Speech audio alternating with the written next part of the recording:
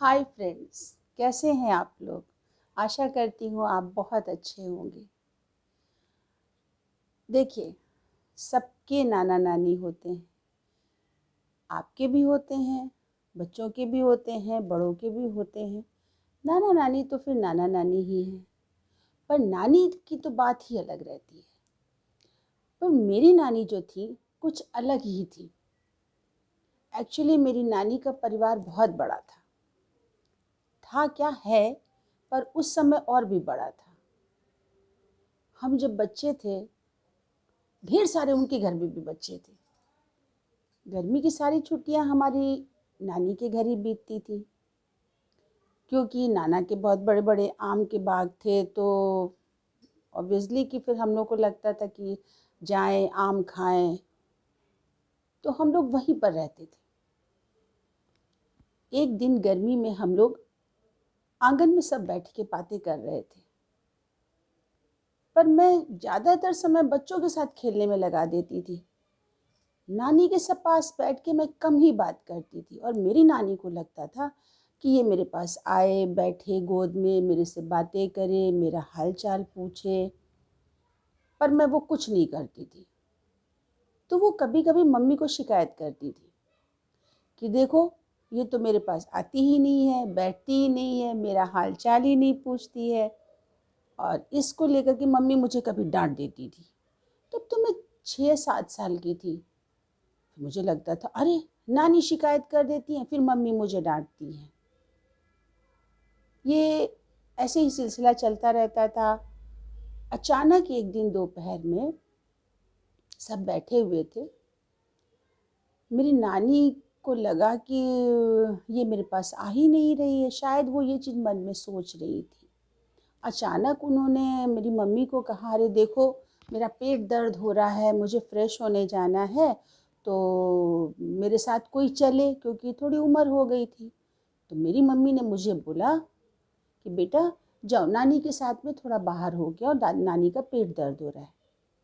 और उस समय तो सभी को पता है कि गांव में लोग बाहर ही फ्रेश होने जाते थे। पर हमारे घर में, घर के पीछे में काफ़ी बड़ा खेत था, उसको कवर करवा दिया गया था।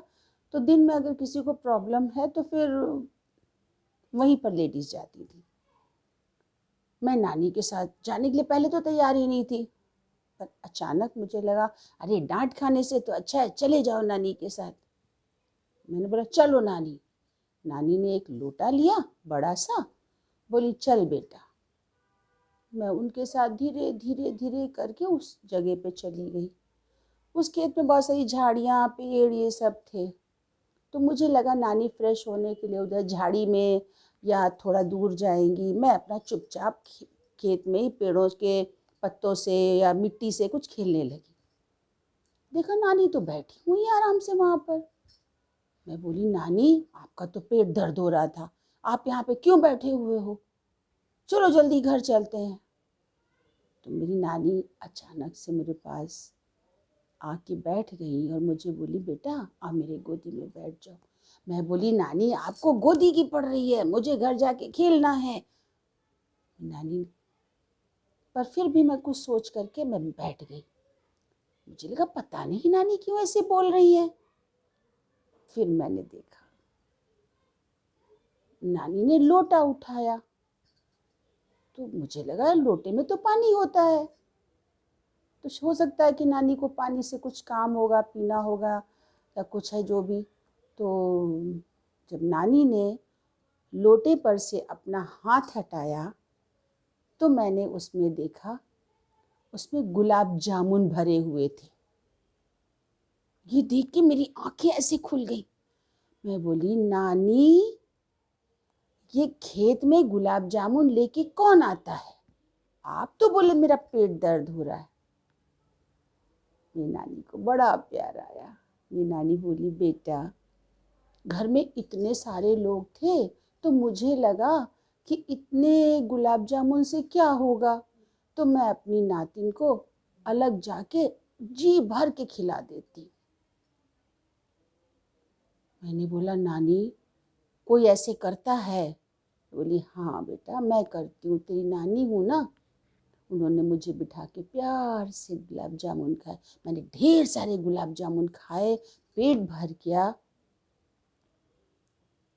आज मैं इतनी बड़ी हो गई हूँ, उन बातों को सोचती हूँ तो लगता है नानी दादी शायद ऐसी ही होती हैं कि जो अपने बच्चों पर इतना प्यार उड़ेलती हैं। तो ऐसी थी मेरी नानी, पर मैं दूर दूर भागती थी क्योंकि वो मुझे बहुत चिपकाती थी। लेकिन जब उनकी कुछ और भी इस तरह की बातें देखी सुनी, ये तो मैंने आपको एक घटना बताई, ऐसी बहुत सारी घटनाएं हैं जिससे लगता है कि नानी को कितना प्यार था। काश मैं उस समय उस चीज़ को समझ पाती जब मैं छोटी थी। पर आज मैं सोचती हूँ सबकी नानी ऐसी ही होनी चाहिए और ऐसी होती ही हैं। तो आपको ये कैसा लगा वृत्तांत?